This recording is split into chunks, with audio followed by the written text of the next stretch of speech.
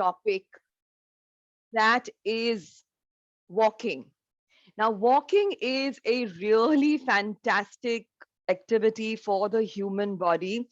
Dr. Andrew Weil, who used to be an MD and he's turned a healing doctor now, what he says is that, and a naturopath, he says that walking is perhaps one of the most healing activities, not just in terms of burning calories, but to restore brain function, prevent Alzheimer's, and to keep the nervous system very healthy. And that is because of the cross pattern movement. When we walk, the right side and left side are in a cross pattern, and this cross pattern movement really helps the brain to stay active and always in a state of supporting us. It supports us, it rewires itself, that the circulation is much better. Yes, walking is of course very good, but more than ever before now, the research is pointing to the fact that it's just not how much you walk that's important. It's not just how many more steps you take that is important. I'll come to all of this. It is really important when you walk, and when you walk, how you walk, and where you walk. So the first question is that it is definitely much better to walk outdoors than to walk, let's say, in an indoor environment, right? Whenever possible, we have to walk outdoors more than indoors. In fact, staying indoors is preventing us from getting the sun's energy into our body. So let me take you to a simple concept of the why we have 24 hours in a day, and we have to respect that, right? We cannot buy time. We can only increase our energy. I'm sure all of you will agree that we cannot buy time. We will have to increase our energy. And what is really beautiful to understand is that in this 24-hour period, the human body has learned to maximize its functions within a 24-hour cycle. And the closer we stay to this 24-hour cycle, we find that the human body is automatically getting re-energized, rewired, healthy, immune, and everything else. So this really means that we have to clock our activity day according to the energy of the sun. When the sun is radiating light to us, that's the time we have to radiate light in ourselves and in and around us. When the sun is asleep, when it has set, that's the time we have to unwind. But you see, in today's day and age, we all have, I mean, I have grown up partying all night, right? When the sun has gone to sleep, I have tried to push my body to give me maximum energy when it is not in a position to do it. And doing too much of that, sometimes is okay, but doing too much of that actually starts to affect the metabolism going forward. The signals in the brain get altered. We are actually wired, our brain signals are wired to the energy of the sun. So when the sun is out in the morning, the first, before 9 a.m., when the sun rises, and it is at low solar angle, that means not directly over your head. It is a low solar angle in terms of the way it is radiating light to us, to people on earth, to the vegetation and plants and trees and everything. When on low solar angle is the time that we should get our morning walk. That is the best time to get a 20-minute morning walk. Now, it doesn't matter whether you want to do power walk, run, jog, or anything. For me, it is really important that you get that 20 minutes of exposure to sunlight in the morning.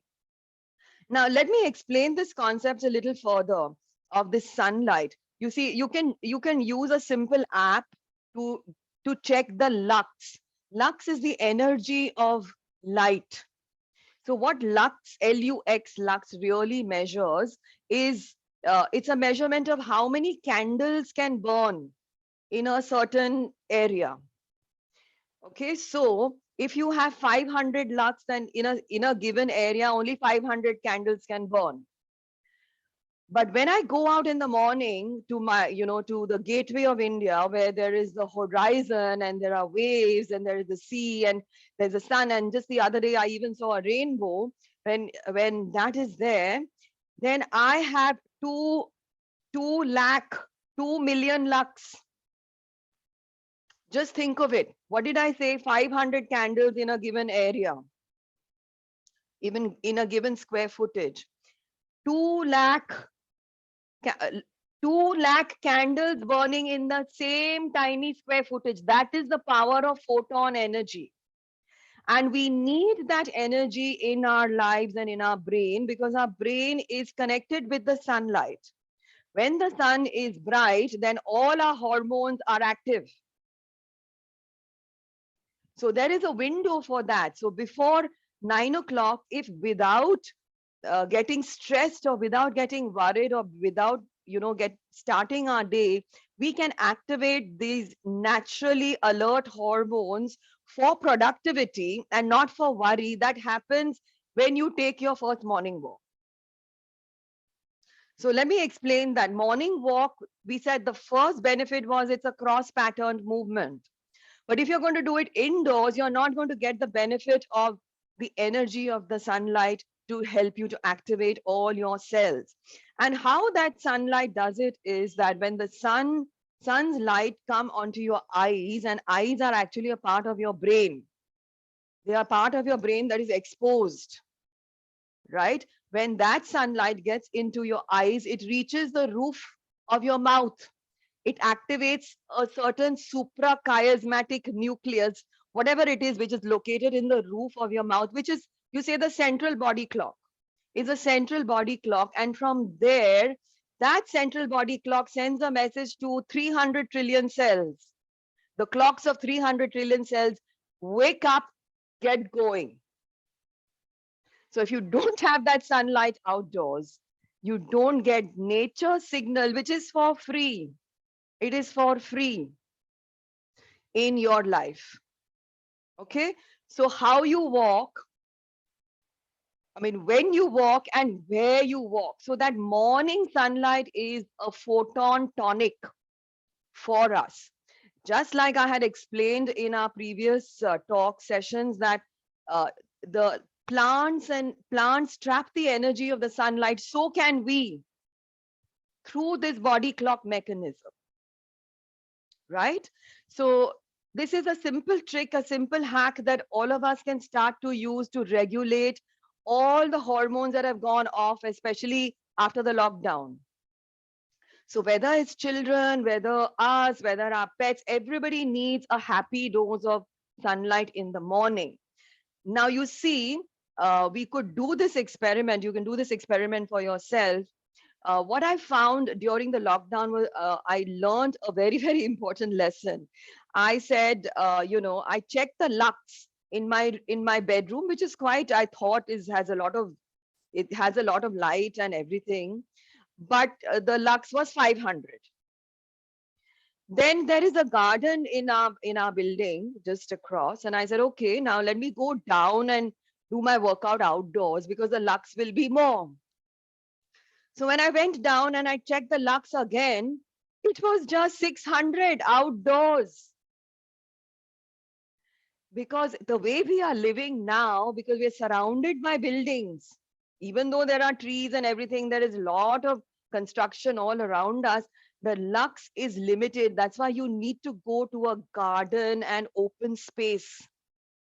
And actually on that same day, when I went out towards the seafront, I got 2 lakh lux. So it doesn't make you, sometimes we think, okay, I have a garden, I'm going out, and check the lux.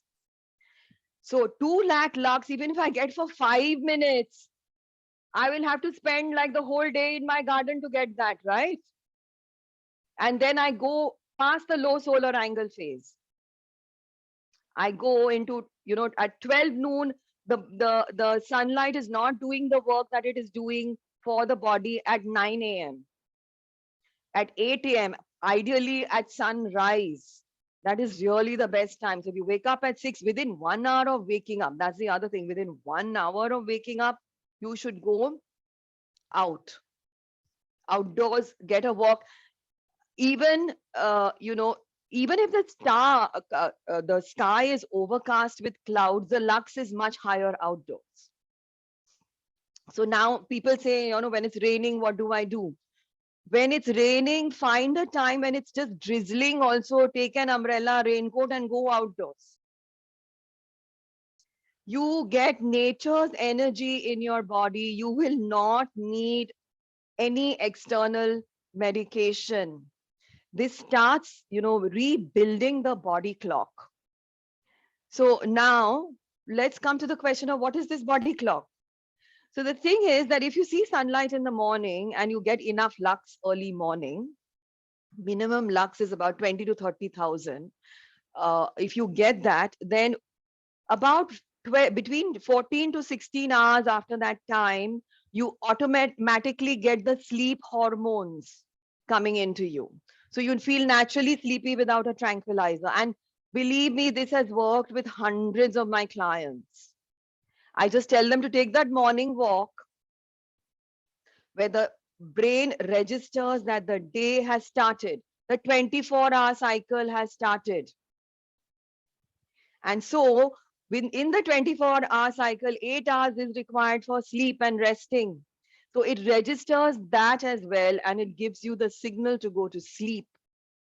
Automatically, the sleep hormones that quieten the mind, that help the brain to calm down, that make you feel more relaxed, those kick in.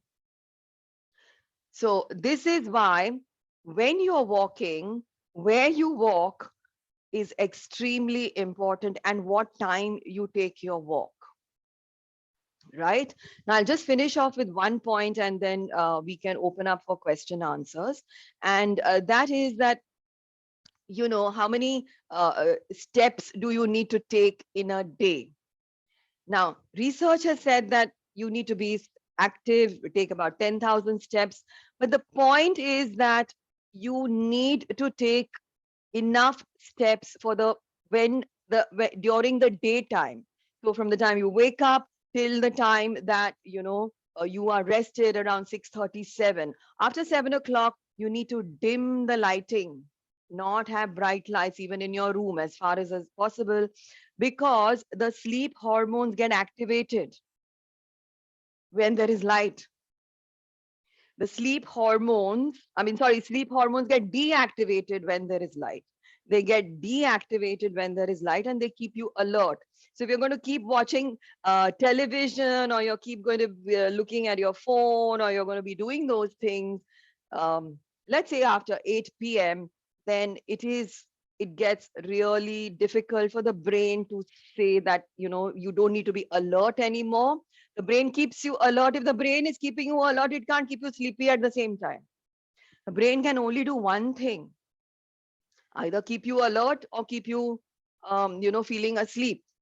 So I have found that just listening to nature's cries, nature's signals, nature's timings is extremely important.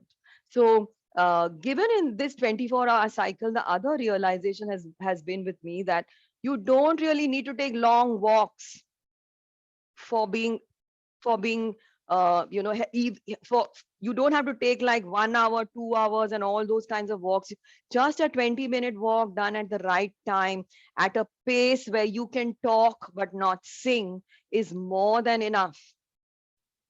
Because in the 24 hours, you have to have certain time for exercise, certain time for your work, for meals, for your relationships, and for sleep. How are you going to make time for everything if you're going to spend so much time exercising? So a lot of people feel that, doing more is necessarily good, but you have to do it in the limited, smart doses. So, I urge all of you to discover what is that limited, smart dose that is going to take you a long way, not just with your health, but with your relationships, your productivity, your wealth, and everything else. And you really make energy, not make time. Okay, So let me close this discussion over here.